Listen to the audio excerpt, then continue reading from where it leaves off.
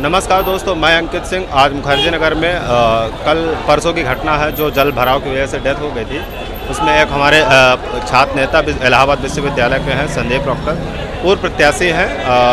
उनसे कुछ जानने की कोशिश करेंगे। यहाँ पे अभी आए हुए हैं, क्या क्या बातें हुई हैं। आपका नाम?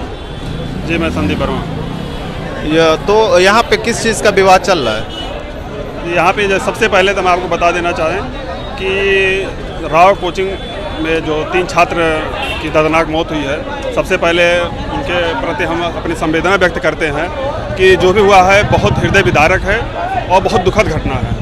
और अगर इस घटना से कोचिंग माफियाओं के खिलाफ, कोचिंग माफिया सबक नहीं लेते हैं या यहाँ दिल्ली प्रशासन उनके खिलाफ सख्त एक्शन नहीं लेता है, तो तब तक उनकी आत्मा को शांति नहीं मिलेगी। तो अभी आपकी कोई प्रशासन से बात हुई है? कोचिंग संस्थानों से ऐसे कोई बात आई हो जो आपसे बात हुई? नहीं, हमारी कोचिंग प्रशासन या यहाँ के दिल्ली प्रशासन से कोई बात नहीं हुआ है। हमने सोशल मीडिया के माध्यम से जो देखा, समाचार के माध्यम से सुना है, हम उसके माध्यम से जो हमको जानकारी है वो बताना चाह रहे हैं कि यहाँ के कोचिंग माफिया जिस तरीके से उनका एक बहुत बड़ा नेटवर्क है कि लोगों से फीस लेते हैं, वो 2.5 लाख 3 लाख रुपये फीस लेते हैं और पता नहीं उनके पास क्या मजबूरी है, पैसे की मजबूरी है कि जबकि उनका हज़ारों करोड़ का टर्नओवर है साल भर का, कि वो पढ़ाने के लिए बेसमेंट में पढ़ाने के लिए मजबूर है। जबकि जो छात्र यहाँ पे देश के कोने कोने से छात्र आते हैं और वो जो मुँहमांगी फीस देते हैं, फिर भी उनको सुविधा नहीं मिलती, वो पढ़ने के लिए मजबूर है बेसमेंट में। और जिसका नतीजा रहा कि लोग तो यहाँ पे मीडिया के माध्यम से, सोशल मीडिया के माध्यम से 3 छात्रों का पता चल रहा है, लेकिन और लोग जो बताने वाले बता रहे हैं कि ये संख्या 10 के ऊपर है, नहीं, जो बहुत दर्दनाक है। हमारी तरफ से यही मांग है कि दिल्ली प्रशासन से जो भी यहाँ का जो जिम्मेदार है, MCD जो भी इसका जिम्मेदारी लेता है, सबसे पहले इन कोचिंग माफियाओं के खिलाफ कड़ी से कड़ी कार्रवाई होनी चाहिए। बेसमेंट में जो भी क्लासेस चल रही है, लाइब्रेरी चल रही है, इनको बैन करना चाहिए, कोचिंगों को बैन करना चाहिए और जो लोग इसमें शामिल है दोषी, उनके पर कड़ी से कड़ी कार्रवाई करके उनको दंडित करना चाहिए और इनके ऊपर गैर इरादतन हत्या का केस चलाया जाना चाहिए। MCD ने अभी कई कोचिंग संस्थानों को सीज किया है, उनमें से दृष्टि का भी नाम सामने आया है और दृष्टि हिंदी माध्यम के लिए मुखर्जी नगर एक अहम है। तो आप इस पर क्या कहना चाहेंगे? देखिए, दृष्टि हो, राव कोचिंग हो, जो भी बड़ी नामी कोचिंगें हैं, उनको सीज कर दिया आपने। कितने दिन के लिए सीज किया है और इतना पैसा उनके पास है, उन्होंने अखबार मीडिया, TV मीडिया, प्रशासन सबको पैसा दे के मैनेज किया है। छात्रों के ऊपर समझिए कि अत्याचार कर रहे हैं। वो अपने माफियागिरी के दम पे जो है बहुत होगा, जब तक मामला शांत हो जाएगा फिर से उनकी कोचिंगें चलने लगी, फिर से भाई धंधा चालू हो जाएगा, गोरख धंधा चालू हो जाएगा। जब तक ये परमानेंट नहीं बंद होंगी तब तक इसका कोई सोल्यूशन नहीं है। तो अभी छात्रों की मांग क्या है? क्या ऐसी मांग रखी गई है प्रशासन के सामने जो इंसिडेंट हुआ उसके लिए?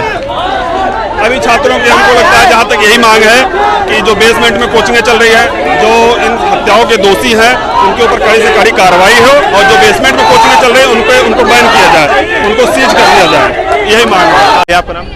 शिवम सिंह नाम है। मैं नेहरू बिहार में रह के यहाँ दिल्ली यूनिवर्सिटी PhD करता हूँ हिंदी से और नेहरू बिहार में रहता हूँ। तो यहाँ जो इंसिडेंट हुआ है उसके बारे में आपको कितनी जानकारी है? सारी जानकारी है। मैं तो नेहरू बिहार में ही रहता हूँ, यही बगल में दृष्टि कोचिंग चलती है। यहाँ बेसमेंट में 2000-3000 बच्चों का बैच चलता है, जबकि राव IAS का जो बेसमेंट में जो लाइब्रेरी था उसमें 20-30 बच्चे पढ़ते थे।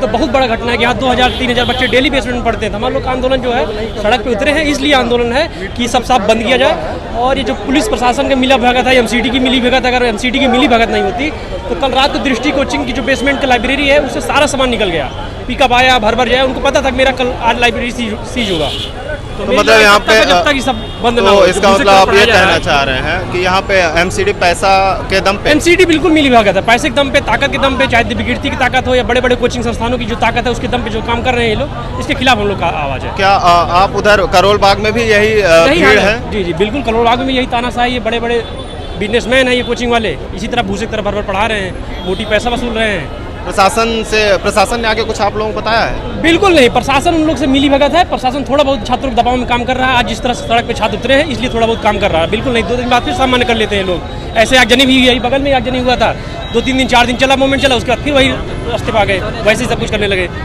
तो अभी डिमांड्स जो हैं छात्रों की क्या है? लगभग हम लोग की डिमांड ये है, सारी बेसमेंट की कोचिंग लाइब्रेरी सब बंद हो जाए और सारे कोचिंग संस्थानों में सेफ्टी मानक तय हो और सेफ्टी के तहत पढ़ाया जाए। इसके पहले भी दिव्यकीर्ति सर मीडिया पे तमाम बाइट वाइट दी, अपना सोशल मीडिया पे बताए कि मेरी कोचिंग, मेरी लाइब्रेरी सेफ्टी मानक के तहत एकदम बिल्कुल सही है। क्या सिर्फ बेसमेंट ही है या फिर नहीं, फ्लोर में भी बहुत सारी कोचिंग चलती है, क्या उसके लिए नहीं है कोई? नहीं, सबके लिए है, सिर्फ बेसमेंट ही मुद्दा नहीं है, सब जो भूसे की तरह भर के पढ़ाया जा रहा है सब कुछ मुद्दा है। क्योंकि कुछ महीनों पहले यहाँ पे आग लगी हुई थी संस्कृति में, आग लगी कुछ थी, दिन पता बाद नहीं, हमने यही देखा, बिल्डिंग बगल में हमने देखा है वो बाद में खुल भी गई है। जी जी हमने देखा है कुछ दिनों बाद, 2-3 महीने बाद ये कोचिंग खुल गई है। जी, जी। लेकिन उस पर क्या मानक तय नहीं हो पाया? बिल्कुल मानक तय नहीं है, ये सब एमसीडी पुलिस सबकी मिली भगत है। ये लोग बड़े बड़े कोचिंग संचालक मोटी पैसा दे के सारा काम करते हैं अपना, और छात्रों को भूसक तरह भर के काम कर रहे हैं अपना।